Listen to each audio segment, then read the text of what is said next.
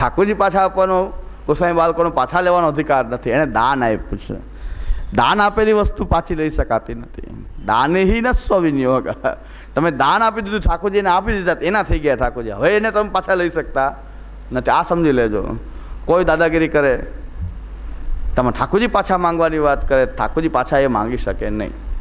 શું કામ કે એને તમને પધરાવી દીધા, તમારા થઈ ગયા ઠાકોરજી. હવે તમે ને તમારા ઠાકોરજી, કોઈ પાછા માંગવાનો અધિકાર બનતો નથી. હજી એક પ્રકાર મને એમ કે રહી જાય છે સ્વરૂપ તારતમ્યનો.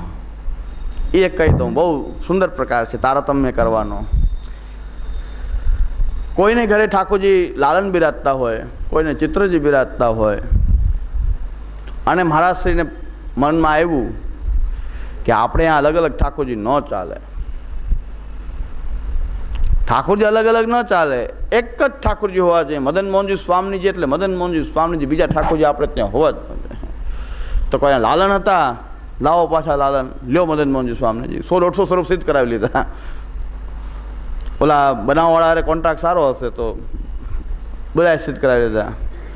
ચિત્રજી હોય તો લઈ જાય, બીજા સ્વરૂપ હોય તો લઈ જાય. આપણે સૃષ્ટિમાં એક જ હોવા જોઈએ, મદન મોહનજી એટલે મદન મોહનજી, મદન મોહનજી સ્વામીજી. બીજા બધા ઠાકોરજી લઈ જાય. ભગવાન અને ઓલા બધા મૂર્ખ લોકો આ ઠાકોરજી તો આપના છે ને, લઈ જાઓ. અરે ભાઈ, હવે લગ્ન કરાવી દીધા, હવે અમે પતિ પત્ની છે. હવે ગોરબાપા પાછા લેવા આવે કે તારી પત્નીને પાછા આપી દે, મારી યાર બગડ્યું છે ને, લાવો આ પત્ની પાછી. એ કંઈ શક્ય છે? તમે વિધિ કરાવી એટલે ભાઈ અમે કે દાદાગીરી, બધામાં દાદાગીરી કરાવી થોડું ચાલે. અને પાછા મૂર્ખા એવી કે એમના પિતાના પધરાવેલા ઠાકોરજી, તો એમને ભાન નથી, એમના પૂર્વજોને ભાન નથી કે મદન મોહનજી સ્વામીજી સિવાય બીજા ઠાકોરજી ન ચાલે આપણી સૃષ્ટિમાં. અને એ સ્વરૂપની મહત્તાની ખબર નથી કે એક ઠાકોરજી સર્વરૂપ લીલા કરી શકે છે. બાલકૃષ્ણજી હોય એ પણ મદન મોહનજી તરીકે લીલા કરી શકે છે. એ ભાન નથી, સ્વરૂપનું ભાન જ નથી. શ્રી કૃષ્ણ જ છે આ. કે બાલકૃષ્ણજી એટલે બાલકૃષ્ણજી નથી રહેતો, એ મદન મોહનજી પણ થઈ શકે. એ મથુરાધીશ લીલાનો પણ અનુભવ કરાવી શકે. શ્રી ગોવર્ધનનાથ પાદ યુગલમમાં જેટલા સ્વરૂપો જે છે, બધા જ સ્વરૂપો, બધા જ કૃષ્ણ છે એટલે બધી લીલાઓ, બધા સ્વરૂપો કરે છે. લાલન છે બાલકૃષ્ણજી. શું રાસોત્સવ નથી થતો બાલકૃષ્ણજીનો? રાસોત્સવમાં બાલકૃષ્ણજી નથી બિરાજતા? હિંડોરામાં બાલકૃષ્ણજી નથી બિરાજતા? તો ક્યાં એ ઠાકોરજી તો બાલલીલાનો કંઈ એ રાસોત્સવ કે બાલલીલાનો ઉત્સવ નથી. ખાલી પલના જ ઝૂલવા જોઈએ. તો પછી તો બાલકૃષ્ણજી ખાલી પલના જ ઝૂલવા જોઈએ, અન્નકૂટ પણ ન થવો જોઈએ. એવું થાય છે? નથી થતું. કારણ કે દરેક સ્વરૂપ, દરેક લીલા કરવા સમર્થ છે. કારણ કે કૃષ્ણ છે. મૂળ વાત એ છે, કારણ કે કૃષ્ણ છે. અતસ્તુ બ્રહ્મવાદેન કૃષ્ણે બુદ્ધિર્વિધીયતા. કૃષ્ણ રૂપે જુઓ, જરાક ભાવ ભરી દેખો. એ નખિયન મંડળ મધ્ય બિરાજત ગિરધરા ભાવ દ્રષ્ટિ ક્યાં ગઈ? કે મદન મોહનજી એટલે મદન મોહનજી જ દેખાવા છે. ભાઈ મદન મોહનજી દેખાવાથી કંઈ મદન મોહનજી જ છે. લાલન છે તો પણ મદન મોહનજી છે. ચિત્રજી છે, ગોવર્ધનનાથજી છે તો પણ મદન મોહનજી છે. તો મદન મોહનજીનો જ ભાવ છે તો મદન મોહનજી પણ મદન મોહનજી. તો આ બધું આવું બધું આ એક તારતમ્યનો પ્રકાર એક નવો હતો કે ઠાકોરજી બદલાવો, આટલા હવે નહીં ચાલે. આ એક નવો પ્રકાર છે.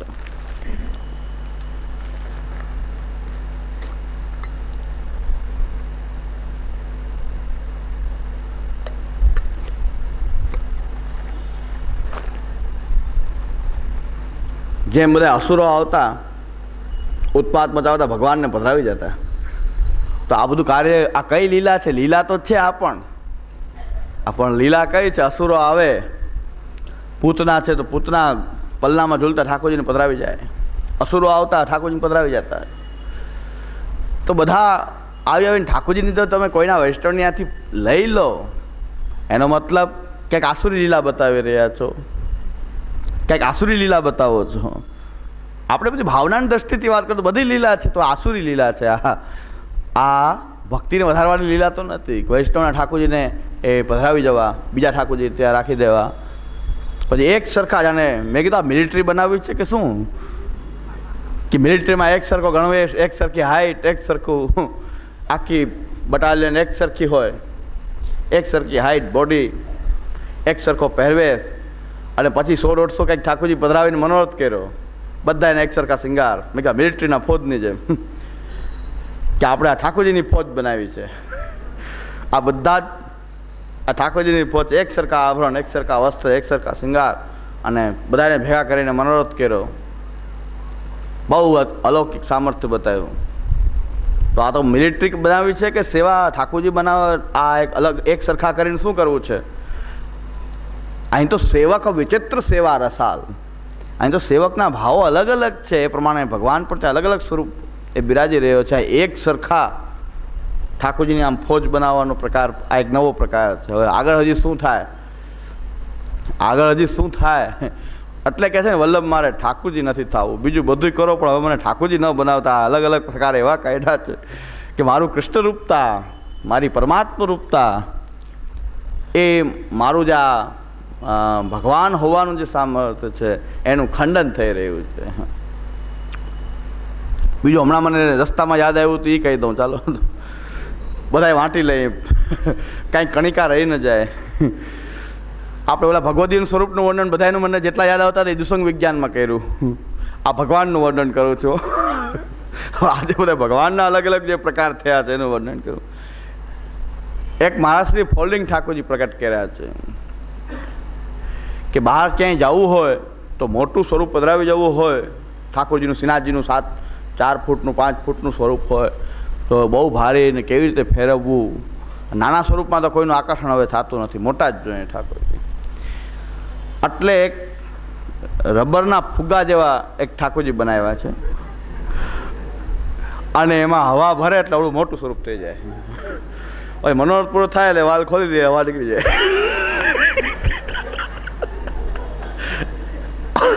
ભગવાનની હવા નીકળી જાય.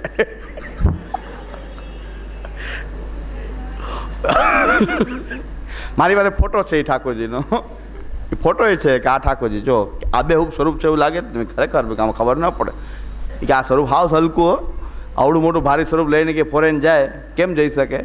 આવડું મોટું સ્વરૂપ લઈને કેવડી જાપી જોઈએ ને કેવડું અહીંયા ચેકિંગમાંથી પસાર કરવું. આમાં તો કાંઈ નહીં, ઠાકોરજી ઘડી કરી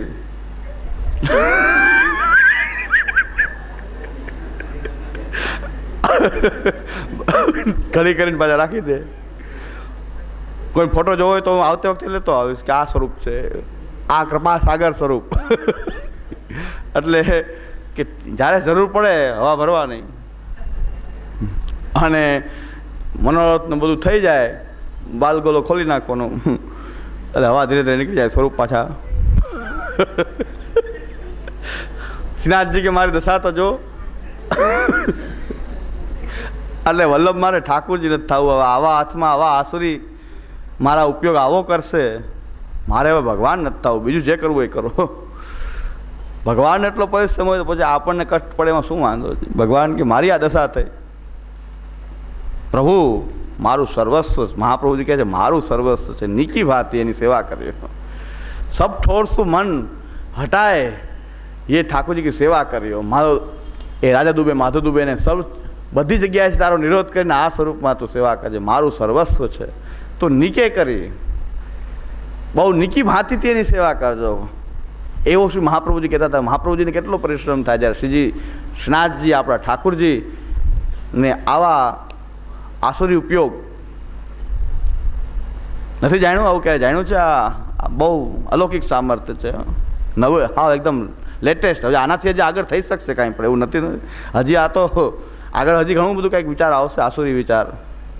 પણ મનોરથ થાય, નાચકૂદ થાય, ઠાકોરજીના બધા પંખા લઈને ઊભા રહે, ધારીને બંટાન બધું થઈ ગયું. ટેરો આવી ગયો, ટેરો બંધ કરી વાલ ખોલી ભેગા કરી, કાંઈ ઝાંપી કરવાની જરૂર નહીં, કોઈ વસ્તુની જરૂર નહીં. એ હવા ભરવાથી ભગવાન મોટા પ્રકટ થઈ જાય. હવા કાઢી નાખો એટલે ઠાકોરજી પાછા બતાવી જાય. તો આ ભગવાનનું આ કેટલા પ્રકારના તારતમ્ય સ્વરૂપના શું ભગવત ભાવ છે, શું તમે માની રહ્યા છો? મ્લેચ્છો સારા એમ કહેવાનું મન થાય, એના કરતાં મ્લેચ્છ સારા ને. પોતાના અલ્લાહ ભગવાનનું જરા પણ મહાત્મ્ય ખંડિત ન થવા દે. મ્લેચ્છ સારા કે એ પોતાના જે આરાધ્ય છે ભગવાન છે એનું મહાત્મ્ય ખંડિત ન થવા દે કોઈ પણ રીતે. એને એટલું ગૌરવ છે કે આ અમારા સર્વસ્વ છે. એટલે આ પ્રશ્ન એમ કહે છે કે કૃષ્ણ દેખાતો નથી, પણ કૃષ્ણ જ્યારે તમે એને બ્રહ્મરૂપે સમજશો. બ્રહ્મવાદની દૃષ્ટિથી એટલો મહાન છે આ કૃષ્ણ, સર્વરૂપ એ જ થયો છે. યોમામ પશ્યતિ સર્વત્ર સર્વંચ મયી પશ્યતિ. તમે બધું જ એનામાં જોશો, સર્વત્ર એને જોશો, એના સિવાય બીજું કોઈ તત્વ જ નથી. જેમ ડોકરીએ કીધું ને કે બીજા ઠાકોરજી છે મને ખબર જ નથી. રૂકમિણી 24 વર્ષ ઘરની બહાર પગ મૂક્યો નથી. શ્રી ગુસાઈજી પધાર્યા તો એના માટે રૂકમિણી એ ગંગાજીના કિનારે આવ્યા. ગુસાઈજીએ પૂછ્યું કેટલા ટાઈમે ગંગા સ્નાન કર્યું? તો કે 24 વર્ષે. એ પણ ગુસાઈજી પધાર્યા એટલે પોતાના ઠાકોરજીમાં એવા નિરોધપૂર્વક એ સેવા કરી. ઠાકોરજીને કાકા વલ્લભજી મહારાજના વતનામતમાં આવે છે કે ઠાકોરજીને એમ કહેવું પડતું કે રૂકમિણી તનિક તો વિશ્રામ કર. આવી સેવા કરી રૂકમિણીએ પોતાના ઠાકોરજીની. અને ઠાકોરજી પણ એવા અનુભવ એમને કરાવતા. તો આવા ઠાકોર, તમે ઠાકોરજીમાં જો આવા નિરુદ્ધ થઈને સેવા કરશો, બસ મહાપ્રભુજી સર્વસ્વ પધરાવ્યું છે, કાંઈ ઓછું પધરાવ્યું નથી. એ બ્રહ્મ છે, સર્વરૂપ એ થયો છે, એટલે કે કોટી બ્રહ્માંડ એનું જગત રૂપ છે. ખાલી એનાથી એનું અક્ષર રૂપ, એનાથી વિલક્ષણ એનું અક્ષર રૂપ છે. અને એનો એ ધામી છે, અક્ષર ધામ તણાછો ધામી. એ યસ્માત શરમ અતિતોહમ અક્ષરાદપી ચોત્તમ અતોસ્મિ લોકે વેદે ચ પ્રથિત પુરુષોત્તમ. અક્ષર, આ જગત, આ બ્રહ્માંડ પર્યંત કોટી બ્રહ્માંડ એનું જગતરૂપ, એનાથી વિલક્ષણ અક્ષરરૂપ. અને એ અક્ષર પુરુષનું વર્ણન પણ ભાગવતજી વગેરેમાં આવે છે કે જેના એક એક રૂવાડામાં કોટી બ્રહ્માંડ છે. કોટી બ્રહ્માંડનો એ નાયક, જેના એક એક રૂમમાં કોટી બ્રહ્માંડ છે, એવો અક્ષર પુરુષ. એનો પણ એ પર, એનાથી પણ પર એવો પરમાત્મા, સર્વનો અંતર્યામી, એ ભગવાન શ્રી કૃષ્ણ કહેવાય છે. એની એટલી બધી મહાનતા. અને એ શું કામ તમારે ઘરે ચિત્ર બનીને આવ્યો છે કે લાલન બનીને આવ્યો છે? બસ એની એટલી બધી વિશાળ અને મહાનતા જે છે. અર્જુનને પણ ભગવાને દર્શન કરાવ્યું. અર્જુનને વિશ્વાસ આવતો નથી, પણ અર્જુનને ભગવાનની પોતાની વિરાટ સ્વરૂપનું દર્શન કરાવ્યું. અને અર્જુન કહે છે આ તો હું પણ એમાં દેખાઉં છું. અરે બધા જ છે આમાં, તું શું? જેને મારવાનું કહી રહ્યો છું એ આમાં જ છે. અને તારે તો ખાલી નિમિત્ત માત્ર થવાનું છે. અને તું પણ જો અહીં છે, તું પણ અહીં છે. આપણે આપણા ઠાકોરજીમાં આપણે પણ ત્યાં અંદર છે, આપણે પણ એની અંદર છે ને એ આપણી અંદર છે. મયી તે શું ચાપ્ય હમ, હું એનામાં છું, એ મારામાં છે. આવું તાદાત્મ્ય ભાવ, એ તત્વમસી, એવું તાદાત્મ્ય, બ્રહ્મ સાથેનો તાદાત્મ્ય ભાવ, આ જાણીને તમે જ્યારે તમારા ઠાકોરજી એ આટલો બહેનો છે એનું કારણ શું છે? બસ તમારા ઉદ્ધાર કરવા માટે. તમારે એની આ વ્યાપકતામાં તમે એને ભજી શકો? એ તો વ્યાપક છે, પણ તમે ભજી શકો? ન ભજી શકો. એને ભજવું હોય તો આની આ વિરાટ સ્વરૂપ. અર્જુનને પણ કહેવું પડ્યું કે નહીં, હવે આ પાછા પહેલાં હતા એવા થઈ જાઓ. આ વિરાટ સ્વરૂપ આ અર્જુનને બતાવ્યું. અનેક એ ભુજા, અનેક મુખ, એ સ્વરૂપ જોઈને અર્જુને કીધું કે બસ આપ પાછા હતા એવા દર્શન આપો. પણ હવે આ મારી શંકા બધી નિવૃત્ત થઈ ગઈ છે કે આપ આટલાક દેખાવો છો મનુષ્ય જેવા. એનો મતલબ એવો નથી કે આની આપની વ્યાપકતા કાંઈ ઓછી છે, આપ તો આવા વિરાટ છો. બસ આ યાદ કરવું. ગીતાજીનો પાઠ કરવો જોઈએ, શ્રીમદ ભાગવતનો, ગીતાજીનો નિત્ય પાઠ કરવો જોઈએ. એક એક બે બે શ્લોક ગીતાજી, ભાગવત. તો ભગવત સ્વરૂપનું કાંઈક મહાત્મ્ય, મર્યાદા નથી કાંઈ. સાવ પુષ્ટિ સાવમાં એવા પુષ્ટિ કે જે મહાપ્રભુજી પણ ગીતાને પ્રમાણ માની રહ્યા છે, ભાગવતને પ્રમાણ માની. તમારાથી સેવા ન બનતી હોય તો કાંઈ નહીં, પણ ભાગવત સ્વરૂપના મહાત્મ્યને જાણવા માટે ભાગવત ગીતાજીનો પાઠ કરો. ગીતાજીના એક શ્લોક બે શ્લોક અર્થ સહિત અહીં ભગવદ્ ગીતા પણ હશે. આપણા પુષ્ટિમાર્ગી વ્યાખ્યાવાળી ભગવદ્ ગીતા અહીં પુસ્તકોના ઓલામાં હશે. ગીતાજી વસાવો. આ ગીતાજી દ્વારા એ પ્રભુ પોતાનું મહાત્મ્ય પોતે કહી રહ્યો છે કે હું આવો છું. ભગવાન આજ્ઞા કરે છે, અર્જુન મને જોવો હોય તો શું? તો ભગવાન આજ્ઞા કરે છે કે જ્ઞાતુમ દ્રષ્ટુમ ચ તત્વેન પ્રવેષ્ટુમ ચ પરમ તપ. એક જ ઉપાય છે, ભક્તયા અહમ એકયા ગ્રાહ્ય અહમ એવમ વિધ અર્જુન. હું તો ભક્તિથી જ ગ્રાહ્ય છું, એવો છું. મને જાણવો હોય, જ્ઞાતુમ, મને જોવો હોય, દ્રષ્ટુમ, અને જો મારામાં પ્રવેશ પામવો હોય તો ભક્તિ સિવાય બીજો કોઈ ઉપાય નથી. ભક્ત્યા અહમ એકયા ગ્રાહ્ય અહમ એવમ વિધ અર્જુન જ્ઞાતુમ દ્રષ્ટુમ ચ તત્વેન પ્રવેષ્ટું ચ પરમ તપ. તો ભગવાન કહી રહ્યા છે એ આપણી ઉપર કૃપા કરવા માટે એટલો થઈ ગયો છે કે તમે એની સેવા કરો, કારણ કે તમારા ઉદ્ધાર માટે પ્રકટ થયો છે. તો એને કેટલું બધું એની વ્યાપકતાને સમેટીને એ આટલો બન્યો છે. ને આપણે એમ કહે છે કે એ નિધિ નથી, નિધિ તો ક્યાંક બીજે છે. હવે તમારી માટે પોતાની બધી વ્યાપકતાને સમેટી અને એવડો બની ગયો છે જેની તમે સેવા કરી શકો. પદ્મનાભદાસજી પણ એમ કીધું કે હું જો સ્વરૂપનું મહાત્મ્ય જોઉં તો હું ઠાકોરજીની સેવા કરું. તો એક તાળ જેવું મોટું મથુરાધીશનું સ્વરૂપ પ્રગટ થયું, તાળ જેવું મોટું, તાળના વૃક્ષ જેવું પ્રગટ થયું. વાર્તા વાંચતા હશો તમે બધા. તો વાર્તાની અંદર પદ્મનાભદાસજીની વાર્તામાં પદ્મનાભદાસજીને આ સ્વરૂપ જોયું તો હવે આની કેમ સેવા થાય, આ સ્વરૂપની સેવા કેમ થાય? મુખારવિંદમાં નકવેસર ધરાવવું, સીડી રાખવી પડે, કાં લિફ્ટ રાખવી પડે. એને નકવેસર ધરાવવું હોય તો લિફ્ટ રાખવી પડે. મુખારવિંદમાં કંઈક મુખવસ્ત્ર કરાવવું હોય તો સીડી ઉપર ચડવું પડે મુખવસ્ત્ર કરાવવા માટે. સ્નાન કરાવવા, અંગવસ્ત્ર કરાવવા હોય તો સીડી ઉપર ચડવું ઉતરવું, આખો દિવસ એક સીડી ભેગી જ રાખવી પડે, ઉપર ચડવું ઉતરવું. તો સશક્ત હોય તો સેવા કરી શકે, એ પણ ન કરી શકે. પણ કદાચ સશક્ત હોય તો સીડીમાં ચડાવ ઉતર કરે, પણ આ બિચારા ડોકરા બુઢા અને એ આ કેમ સેવા કરી શકે? સેવા શક્ય જ નથી. અવળા તાળવાળા સ્વરૂપની મહાત્મ્યથી નમન કરવું હોય, હે પ્રભુ આપ ખૂબ મહાન છો, તો બરાબર છે, ખાલી વંદન કરવું હોય તો. પણ સેવા કરવી હોય તો આપને છોટા થવું પડે. એ છોટો બની ગયો તો આપણે એમ માને કે એમાં કાંઈ છે જ નહીં, ગમે આ લઈને મનોરથ બેહાડજો. એણે તમારી પર કૃપા કરવા માટેની વ્યાપકતાને એટલી સમેટીને ઓળખ બની ગયો તો આ કે ગમે આ તો ગમે હવે આપણે ફાવી ગયું ભગવાનને, ગમે આ બેહાડી દેવો, ગમે આ દર્શન ખોલી દેવો, ગમે પ્રદર્શનમાં મૂકી દેવું, અને એ સાવ કોઈ વેલ્યુ જ નહીં એની. ભગવાન કહે છે કે હું આ થોડો તમને એવું લાગે છે કે હું છું, હું તો ક્યારેય જ નહીં પધારી ગયો, અહીં છું જ નહીં. તમને એમ લાગે બધાને ગૌ દર્શન ખુલ્લા છે, મંગલા ખુલ્લી છે, શૃંગાર ખુલ્લા છે, ને 56 ભોગના ખુલ્લા, ને કુંવારા નથી. ભગવાન કે કેરા કરો તમે તારે, હું તો ક્યારનો નીકળી ગયો અહીંથી. તો બધા ચાલુ જ છે, દર્શન ખુલ્લા, દર્શન કરવા જાવું ને. પણ મેં કીધું ભગવાન હોય તો દર્શન કરો ને, બાકી કેના દર્શન કરો? ભગવાન તો ત્યાં છે જ નહીં, તો દર્શન કેના કરો? ભગવાન મહાપ્રભુ, ભગવાન તો ભક્તિ વિના ભક્ત્યા મેં કયા ગ્રાહ્ય, અને ભક્તિનો પ્રકાશ છે. આચારચરણની જે મર્યાદા છે એ અનુસાર જો સેવા કરો, પણ એની કૃષ્ણ રૂપતાને જાણો. એ બ્રહ્માત્મક દૃષ્ટિથી, બ્રહ્મવાદની દૃષ્ટિથી એ કૃષ્ણને તમે ઓળખો. અતસ્તુ બ્રહ્મવાદે એને કૃષ્ણે બુદ્ધિર્વિર્યતામ યસ્માત શરમતિતોહમ અક્ષરાદપી ચોત્તમ આતોસ્મી લોકે વેદે ચ પ્રથિત પુરુષોત્તમ. એ પુરુષોત્તમ, એ કૃષ્ણ, એ આપણો સેવ્ય છે, જેની આપણે સેવા કરીએ છીએ. એટલે એ કૃષ્ણ, એ સ્વરૂપ જે ચિત્રજી, લાલજી વગેરે દેખાય છે, પણ કૃષ્ણ છે તેવો ભાવ ખાસ થતો નથી. માટે કૃષ્ણના સ્વરૂપનું, એની મહત્તાનું એક હૃદયસ્પર્શી વચનામૃત આપના શ્રીમુખે. તો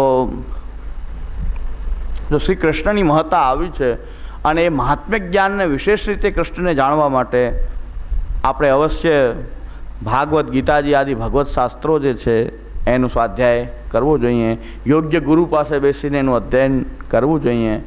અને ગુરુનું કાર્ય એ જ છે કે શિષ્યોને પહેલાં મહાત્મ્ય જ્ઞાન કરાવવા માટે એ શાસ્ત્ર અભ્યાસ પોતે કરે અને કરાવે. ગુરુનું કાર્ય એ છે સૌથી પહેલું, ઠાકોરજીનું મહાત્મ્ય જ્ઞાન એ કરાવે. એટલા માટે ગુરુની આવશ્યકતા છે. એમ ગોપીનાથ પ્રભુચરણ પણ આજ્ઞા કરે છે કે મહાત્મ્ય જ્ઞાન પૂર્વક સુદૃઢ સર્વતોધિકસ્ને, અને એ મહાત્મ્ય જ્ઞાન કરાવવા માટે એ ગુરુની આવશ્યકતા છે. શાસ્ત્રાનામ ઉપયોગો અત્ર તત્રાકાંક્ષા ગુરોર ભવે. શાસ્ત્ર દ્વારા ભગવાનનું મહાત્મ્ય જણાય છે, અને શાસ્ત્ર જે છે એ ગુરુ દ્વારા, યોગ્ય ગુરુ દ્વારા, શાસ્ત્રોનું અધ્યયન યોગ્ય ગુરુ દ્વારા થાય છે. એટલે ગુરુની આવશ્યકતા એટલા માટે છે. ઉદ્ઘાટન કરવા, હસ્તમિલાપ કરવા, પધરામણી કરવા માટે ગુરુની આવશ્યકતા નથી, પણ આવશ્યકતા ગુરુની એટલા માટે છે કે શાસ્ત્રાનામ ઉપયોગો અત્ર તત્રાકાંક્ષા ગુરોર ભવે. આ ગુરુની એટલે આવશ્યકતા છે.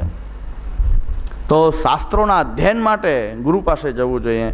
આપણે બધાય કામ કરે ગુરુ પાસે, એ હસ્તમિલાપ પધારે, આશીર્વાદ દેવા પધારે, ઉદ્ઘાટનમાં પધારે, કેટલી પધરામણી આપણે કરીએ, પણ હવે એમ કહે કે શાસ્ત્ર ભણાવો, કંઈક ઉપદેશ કરો, તો કે પરિશ્રમ પડે, ટાઈમ નથી.